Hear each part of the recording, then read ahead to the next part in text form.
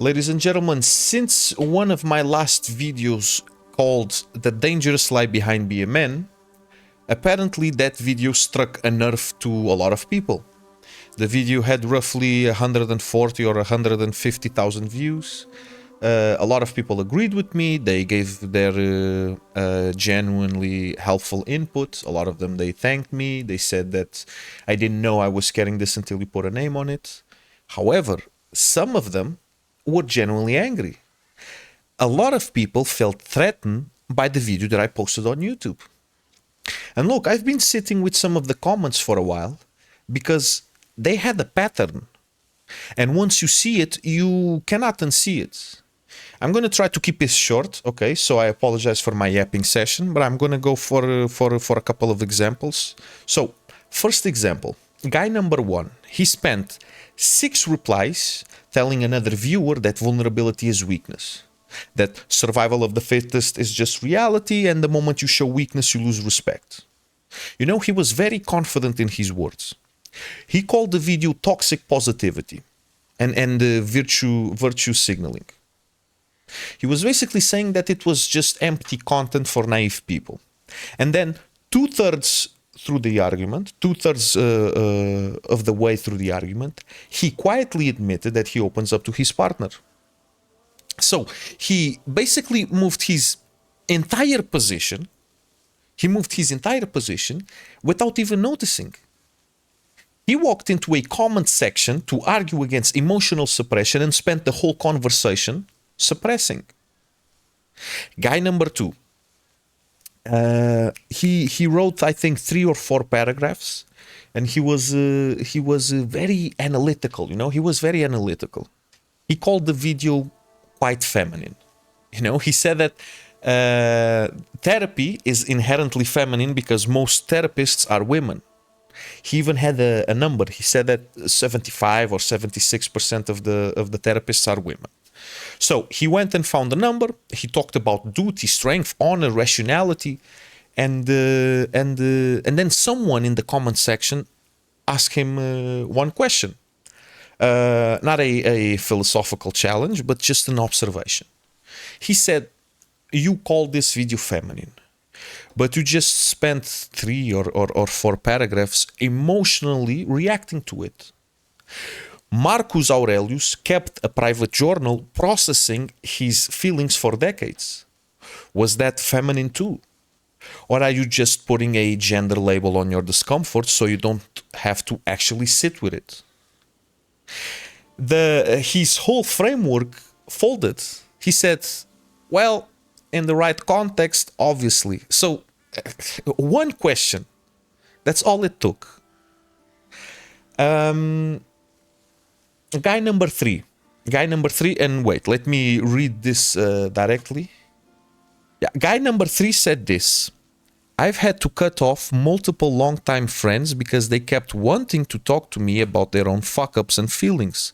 Just stop being a pussy, own your shit, and shut up." So there was no argument, no framework. This was just pure detonation. You know, he couldn't just leave. He had to perform not giving a shit to strangers on the internet, which is, and I say this with genuine compassion, the least stoic thing a person can do. And then example number 4. If you guys, if you want, go and read the comments and check the comments, like the new comments or the ones that don't have that many upvotes, so you guys see what I'm talking about. So guy number 4, he spent several comments explaining that emotions aren't real. Emotions are just chemicals, just trained responses. He said that emotions are meaningless noise that weak people mistake for truth. He was very detached on his words, you know. And then buried in one of those comments, almost like it slipped out by accident, he said, "It took me months to be courageous enough to be vulnerable. And what I got was the opposite of help. I almost ended up dead alone." So there it is. The philosophy isn't a conclusion. It's scar tissue. He tried, he got hurt, he nearly didn't survive.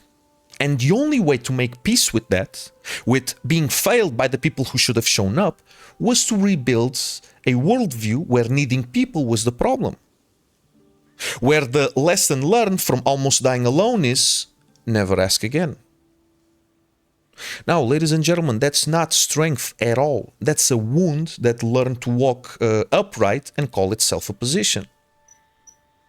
Now, look, I want to be honest, because honesty is the only thing that makes this conversation worth having.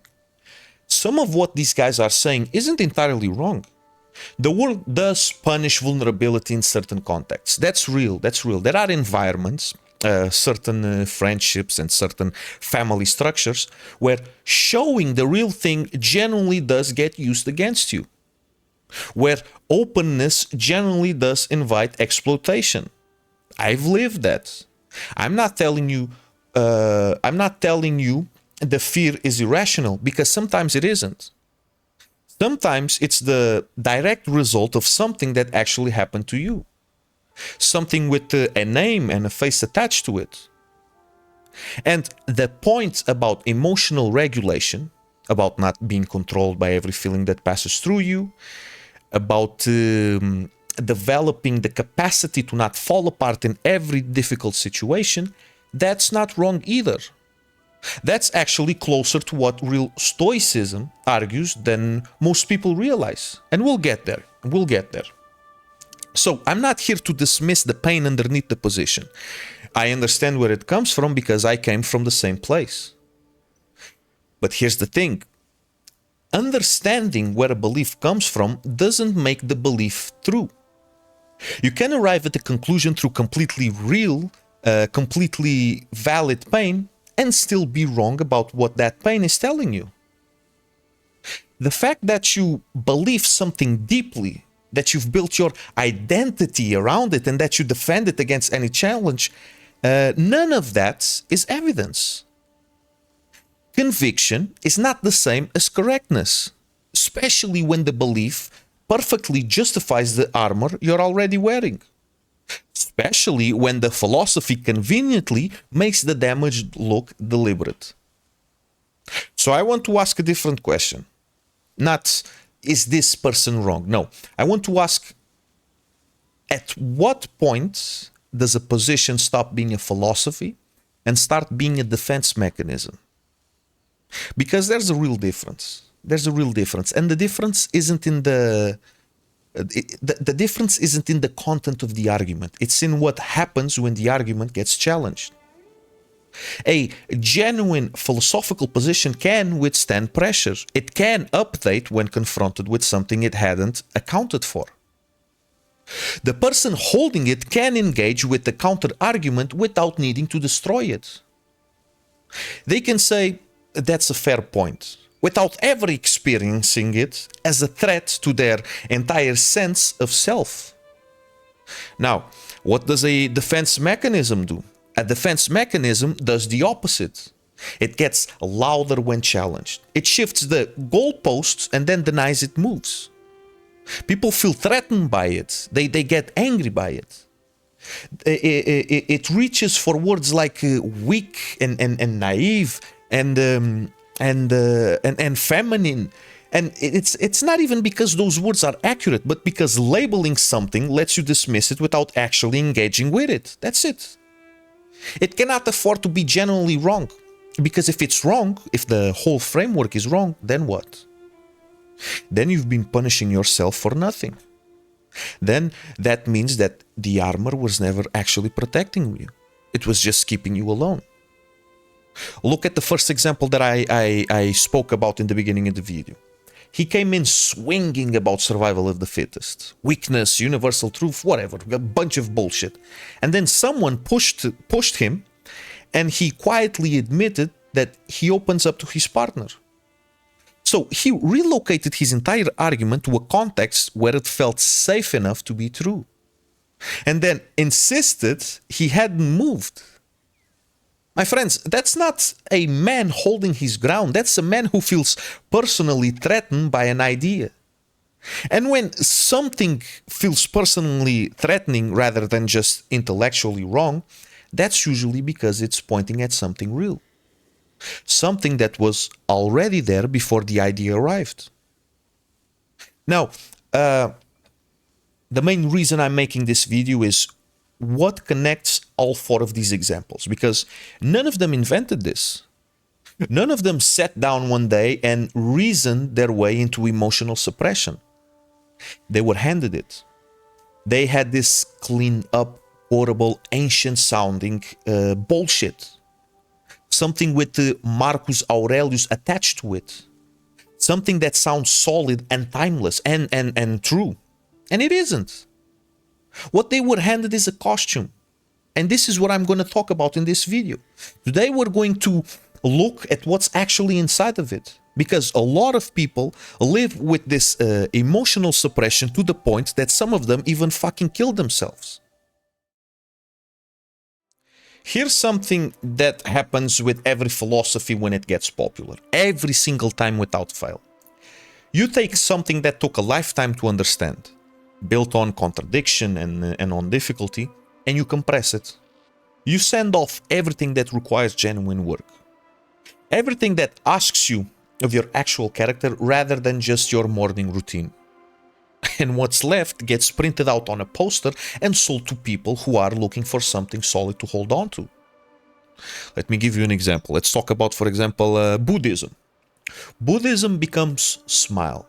Be present, let go, wear linen, post sunsets with a Rumi quote underneath it. Meanwhile, the actual Buddhist tradition is one of the most demanding psychological frameworks ever conceived. It asks you to systematically dismantle your ego, which, by the way, it's not a vibe. It's a demolition project that most people spend a lifetime on and never finish. Another perfect example, Nietzsche. Nietzsche becomes nothing matters. Do whatever the fuck you want.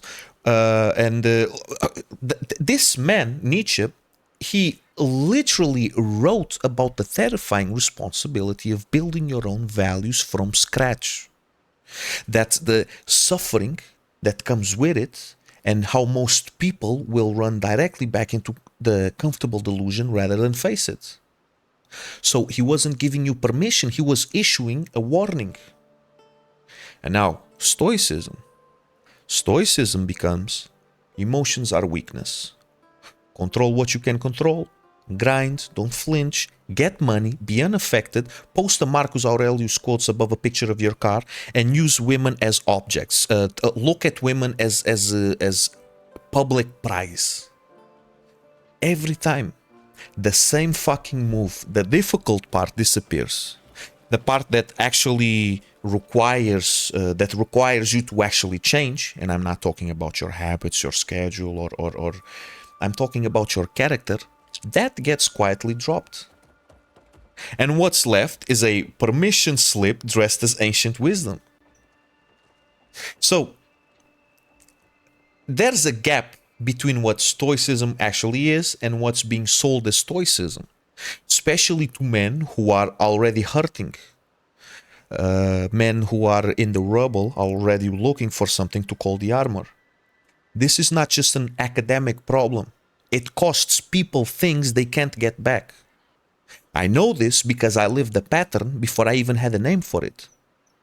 Let me give you a personal example. Let me speak from experience. When my father died, I didn't fall apart. I just kept moving. I told myself that was strength, or I actually didn't tell myself anything because I didn't even have the language for what was happening. There was just the decision, conscious or not, to not let it show, to keep the surface intact, to look fine. And for months, that looked fine. It looked functional. It looked like I was handling, except handling it meant alcohol and substance abuse, and keeping myself busy enough that the thing underneath it never got a chance to surface. Again, this is not strength. This is survival with better posture. And then when it did came out, not as grief, which would have been way more cleaner, it would made even more sense. It came out as rage, as extreme violence, as the kind of behavior you look back on years later and think, what the fuck was that? And that's what unprocessed loss actually looks like when it finally finds an exit. It doesn't come out as tears at the right moment in the right place with the right people. It comes out sideways, in the wrong places, at the wrong people, in ways you can't entirely explain and can't entirely take back. And somewhere in that process, without ever reading a philosophy book, without anyone handing me a framework, I built a worldview. I don't need anyone. Don't show your emotions. Love is dangerous. Whatever you give someone honestly, they'll use it against you eventually. And look, I was almost proud of it. I felt like I'd figured something out, like I'd gotten past some weakness other people were still stuck in. 3 relationships later, 3 specific women, 3 specific moments where the armor did exactly what armor does, which is keep everything out, including the things worth keeping. I understood what I'd actually built. Not strength, but a beautiful, airtight excuse to never be fully present in anything. Now, I'm not I'm not saying that the relationships failed entirely because of me. I genuinely can tell you that. Maybe because the vulnerability got used against me, and some of it did, concretely. Maybe I was a piece of shit sometimes. Probably both. Memory is never a... Memory is not a reliable narrator when it comes to your own failures. But I can tell you this. I brought a wall into every room I tried to love someone in, and I called it self-sufficiency. And that cost me things I still think about. Now, I didn't call any of that Stoicism. I didn't call it anything. It was just a system I'd built from the wreckage of grief I never actually processed. And then one day, I started to see it everywhere. I saw it on Instagram, on TikTok, on YouTube, on comment sections, on the people I knew. The same system I'd built alone in the rubble, but dressed up. It had quotes, it had a name. It was given the faces of ancient philosophers who had absolutely nothing to do with it. Sold to millions of men who were probably standing in their own rubble looking for something solid to hold on to. So that's when I understood what Broicism actually is. It's not a philosophy. It's not even really a misunderstanding of one. It's the emotional survival patterns that grief and pain and betrayal install in men, with a certificate of ancient wisdom stapled to the front. And believe me, that's why it works, because it finds you where you already are. It doesn't create the armor. The armor was already there. It just shows up afterward and says, yes, this is strength. This is the ancient way. Marcus Aurelius would be fucking proud. Look, this is let me paint you a picture, because you've seen this person. You know this person. You might have been this person at some point, and that's fine, because I was too. He's got a Marcus Aurelius quote in his bio. Something about obstacle being the way or not being disturbed by externals. Noble stuff. Ancient wisdom. Really makes you think. Below the quote is a picture of his car. His content is about discipline. About not needing anyone, about being the kind of man who doesn't react, doesn't feel, doesn't bend, doesn't give a shit. Someone cold, controlled, unaffected, you know. Every other post is about how emotionally unavailable he is, framed as flex. I don't chase, I attract. My brother, you're not attracting anything. You're just alone and you've decided to monetize it. That's what it is. He will tell you that Epictetus, a man who was enslaved for years and found genuine internal freedom under those exact conditions, is the philosophical justification for why he doesn't text back. He will he will hand you Seneca quotes about the meaninglessness of wealth while building his entire identity around the accumulation of it. Another example, another perfect example. And if some people get offended, well, I really don't give a shit. Andrew Tate. I'm going to mention him specifically because he is the clearest living example of this inversion, and pretending otherwise would just be dishonest for my part. Andrew Tate has positioned himself as a Stoic figure. He uses the language, the names. He has millions of young men who are probably already hurting, already wearing an armor and looking for a framework that makes the armor feel earned, looking at him as a model of Stoic strength. Almost everything that guy teaches is the precise opposite of what Stoic philosophers actually argued. He celebrates material wealth as the measure of a man. The Stoics call this a philosophical error, not even a moral failing, an error in thinking. You've confused something nice to have for something genuinely good. They had a term for this, which was preferred indifferent.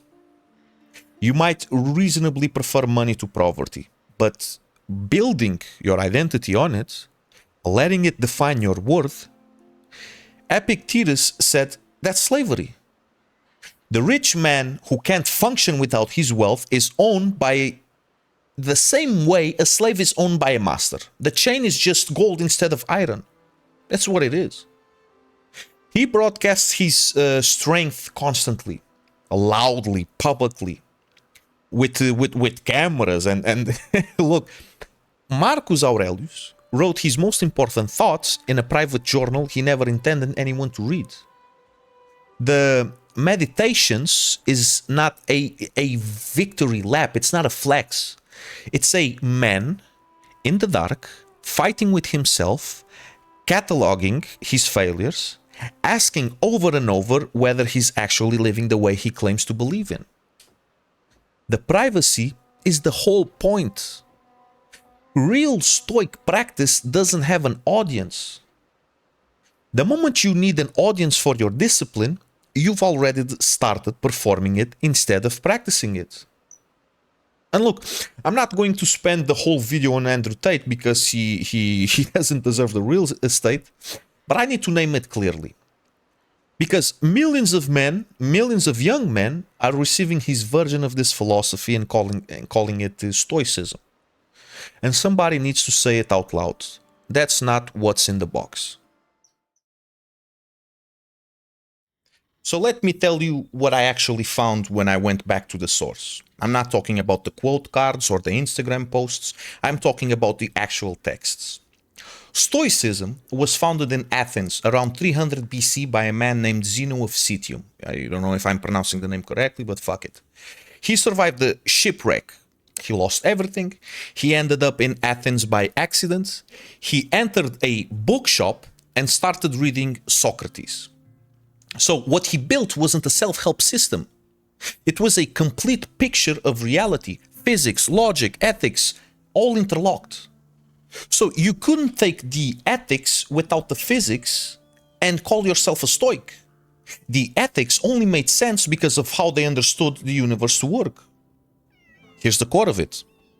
The Stoics believed the universe was ordered by reason, what they called the logos, a kind of divine intelligence running through everything.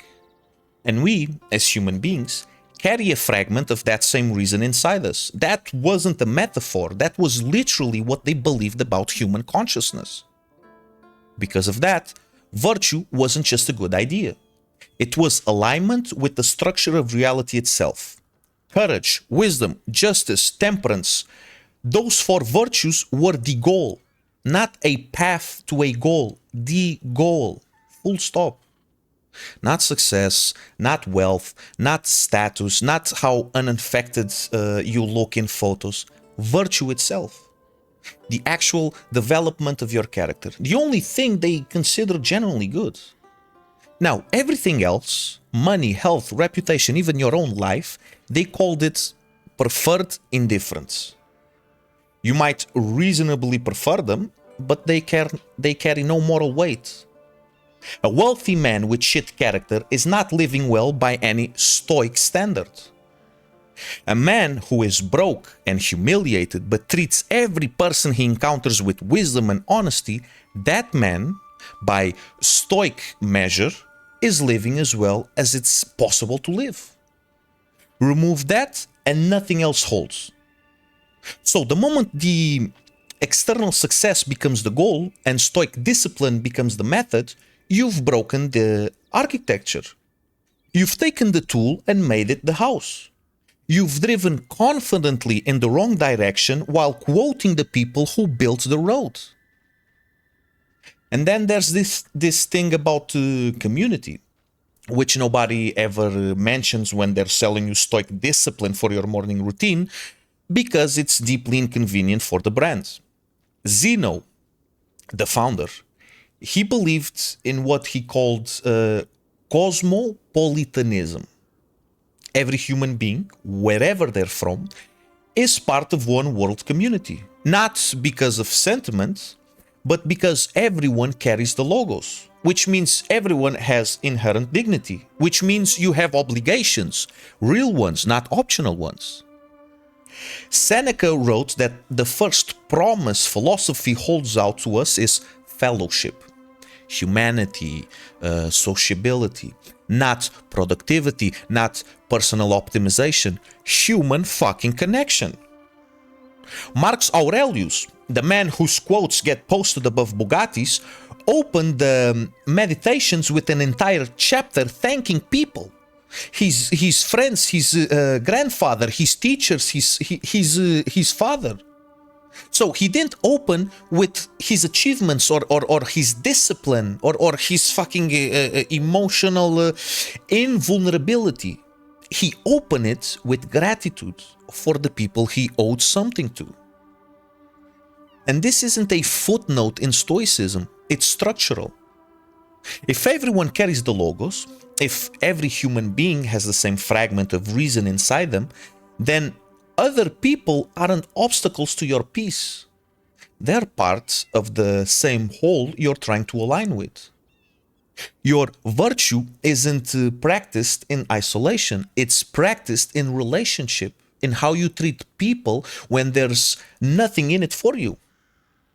In the obligations you carry without needing for applause for carrying them. The entire individualist premise of Broicism, that Stoicism is a self-optimization project aimed at personal success, is not just philosophically wrong. It's the structural opposite of what Zeno built the whole thing on. So, a Stoic without community isn't a Stoic. That's just one person who read one quote and decided it validated what they already wanted to believe. Now, to these miserable pieces of shit that call themselves Stoics and say that emotions are weakness, let me explain to you the difference between Stoicism and Broicism, okay? The Stoics believe that when something happens to you, either when you lose someone, something negative, when you get humiliated, or when you experience something beautiful, a kind of proto-feeling arises automatically. You can't stop it. It's involuntary. Like how you can't stop yourself from seeing a collar when you look at it, or when you wake up with a boner. That sensation just appears. They didn't consider that weakness. They considered it human, inevitable, unremarkable. That proto-feeling then gets handed to your rational faculty, and this is where the actual Stoic practice happens. You examine it. You ask, is this feeling pointing at something true? Is it built on a real judgment or a false one? If you feel devastated because someone insulted your car, a Stoic would say that devastation is built on a false premise, that your car's value determines your worth. So you examine the feeling. You don't suppress it, you don't perform your way around it. You look at it directly and ask what's it's resting on. And here's the part that it changed how I understood all of this. The Stoics had a specific word, aidos, for the guilt you feel when you've done something wrong or when you've wanted to do something wrong. And they consider that feeling not a weakness, not an obstacle. They consider that feeling appropriate, healthy, morally necessary. Because your rational faculty examines it and says, yes, this is real. This is pointing at the distance between who I am and who I'm trying to be. Don't dismiss this one. You have to sit with it. They also wrote about joy, and not the performed joy, not the hustle culture gratitude journaling. The actual joy that comes from living with integrity when no one is watching, from being honest when the lie would have been easier, from treating someone well in a moment where you could have gotten away with treating them badly. That was a Stoic emotion. They valued it. They thought it was one of the most important things available to a human being. So, when Marcus Aurelius writes about love for his neighbors and fellowship, that's not him having an off day from being Stoic. That's him being the most Stoic version of himself possible. That's the philosophy working exactly as intended. And the Broicism, I actually went looking for where the cold, emotionless version of Stoicism came from.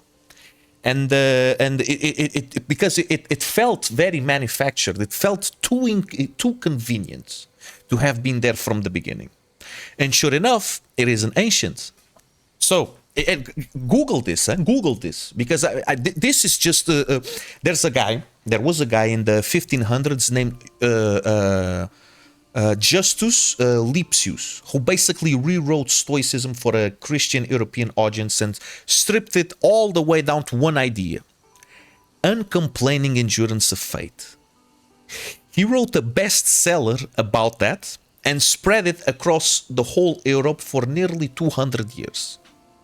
So that's how most people encountered Stoicism for generations. Not the meditations, not Epictetus, but a medieval summary that a historian later called a disaster for the interpretation of Stoicism as serious philosophy. The emotionless version isn't the ancient way. It's a 500-year-old compression of the ancient way, passed through centuries, stripped of everything complicated until it became something you could fit on a poster. That's what made it to Instagram. That's what's being sold as wisdom.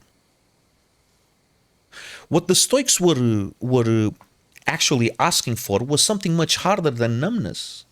They were asking you to feel things, examine them honestly, and let the examination change you. Not a cold shower, not a morning routine, a reckoning.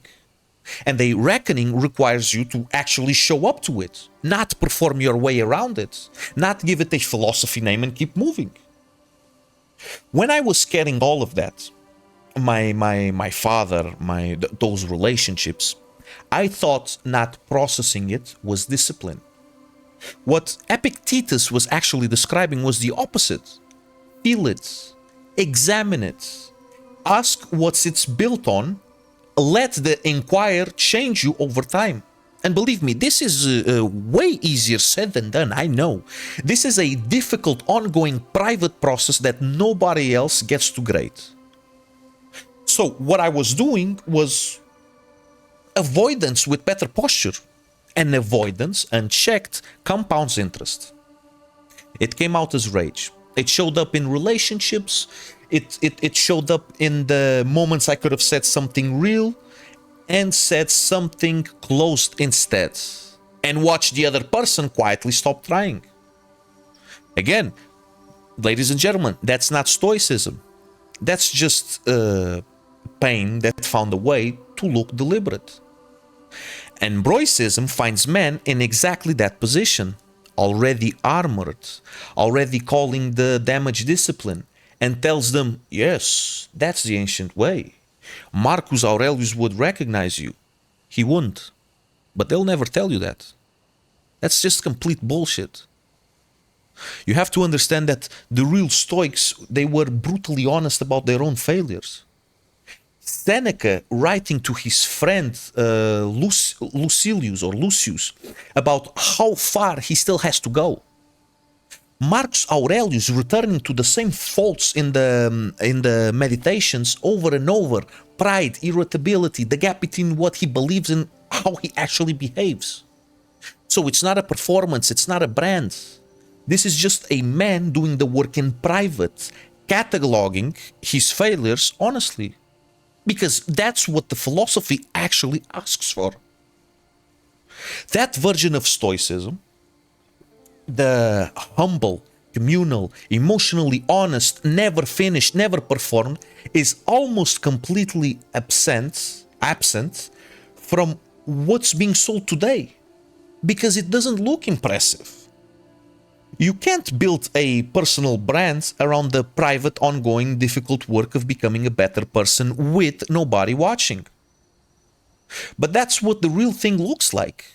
And it's available. The actual texts, the Seneca's letters, the meditations, Epictetus' discourses, they are free.